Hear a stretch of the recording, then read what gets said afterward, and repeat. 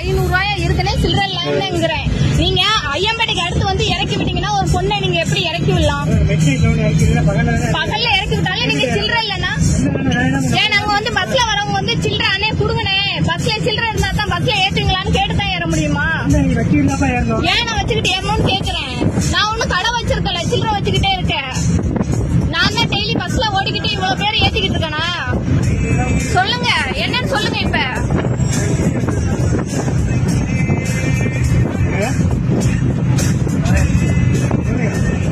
என்ன சொல்லுங்க.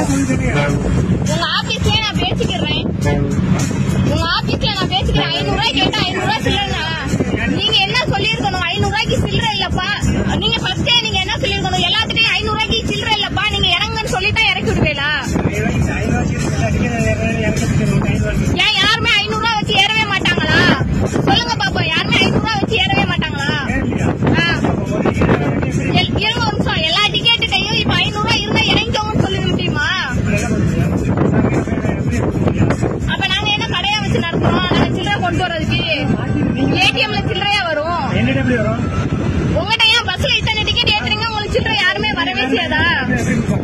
அப்ப இப்ப 500 ரூபாய் கொடுத்தவங்க எல்லாம் ஏத்துவீங்க. அப்ப நாங்க 500 ரூபாய் கொடுத்தா ஏன் இறக்கி விடுறீங்க பாதியில? நீங்க எப்படி பொண்ணை கீழே இறக்கி விடலாம்? பாதி சொன்னா நீங்க பஸ்ல நீங்க 500 ரூபாய் இருந்தா கீழே இறங்குமான்னு அங்கே இறக்கி விட்டுருக்கோம். ஏன் இவ்வளவு தூரம் வந்து இறக்கி விடுறீங்கன்னு கேக்குறேன். அதே மாட்டம் உங்கள்கிட்ட சில்லறை இல்லன்னு இருங்க. உங்கள்கிட்ட சில்லறை இல்லன்னு எங்கள்கிட்ட சோசியமா சொல்லுவோம். எப்படி இறக்க முடியும் உங்களால? எல்லா பஸ்லயும் இறக்கி விட்டு தான் வராங்களா? இல்லன்னா இருங்க ஒரு நிமிஷம். இல்லன்னா பஸ் ஸ்டாண்ட்ல கூட நீ மாத்தி கொடுமா, இல்ல நான் தரமா வெயிட் பண்ண அப்படின்னு சொல்றவங்க தான் டிரைவர் கண்டக்டர். சரியா? சில்லறை நீங்க அது வந்து என்னன்னு அப்ப சொல்லி இருக்கணும். எப்ப கேட்கணும்? ஆமா கேட்பேன் தான். சொல்லுங்க அப்புறம். நீங்க எங்க இறக்கிட்டாலும் அந்த கொஸ்டின் கேட்டிருப்பேன்.